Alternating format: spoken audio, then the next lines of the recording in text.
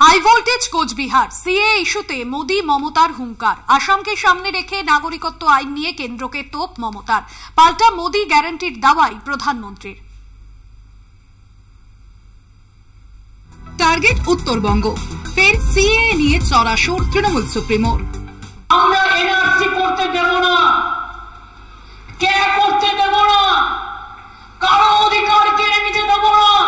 24-এর ভোটে বিজেপির অন্যতম ট্রাম্প কার্ড সিএএ। ভোটের মুখে বিজ্ঞপ্তি প্রকাশ, ফর্ম ফিল আপের তোড়জোড়। অসম বাংলাদেশ লাগোয়া কোচবিহার জলপাইগুড়ির ভোট প্রচারে তাই সিএএ। আমি থাকাকালীন ওদের কোনো ক্ষমতা নেই বাংলার মানুষের গায়ে হাত দেয়া। ভোটের আগে কে কে করে চিল্লাচ্ছে মনে রাখবেন, কেটা হচ্ছে মাথা মাছের আর লেজাটা হচ্ছে এনআরসি। এখন কি বলছে? পুরোহিত লিখে দিলেই হবে। কোন আইনে আছে? 2019-এর পর এনআরসি নিয়ে উত্তাল হয় অসমের রাজনীতি। বিজেপি শাসিত অসমের উদাহরণ টেনেই এবার সিএ নিয়ে হুঙ্কার মমতার। যেই আপনি অ্যাপ্লাই করবেন ক্যাতে, সঙ্গে সঙ্গে আপনাকে এনআরসি করে দেবে আর আপনাকে ডিটেনশন ক্যাম্পে রেখে দেবে আসামের মতো। কেন বলুন তো? বিজেপি পার্টি থেকে বলছে পুরোহিতরা সই করলেই হয়ে যাবে। তাই যদি হয় তাহলে পুরোহিতদের নামটা এম্পাওয়ারমেন্ট গ্রুপে রেখে তাদের অথেন্টিকেট করলেন না কেন? মমতার দাবি, কেন্দ্রের সরকার আসলে সিএ এর নামে এনআরসি প্রয়োগ করতে চাইছে। একটা কমিটি তৈরি করেছে, সেই কমিটিটার নাম হচ্ছে এম্পাওয়ারমেন্ট কমিটি।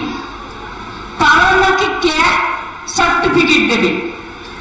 তাদের বলা হচ্ছে বাবা মায়ের জন্মের ঠিকুজি কুষ্টি নিয়ে এসো বাংলাদেশ থেকে। পারবেন তো নিয়ে আসতে? তাদের শিক্ষাগত যোগ্যতা নিয়ে আসতে পারবেন তো?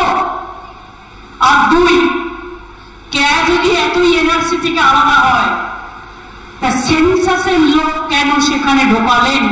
সেন্সাস ঢুকিয়েছেন মানে এর পরবর্তী পদক্ষেপ হচ্ছে এনআরসি। পাল্টা প্রতি পরিবারকে নাগরিকত্ব দেওয়া তার গ্যারান্টি, বলছেন প্রধানমন্ত্রী। इन्होंने राजवंशी,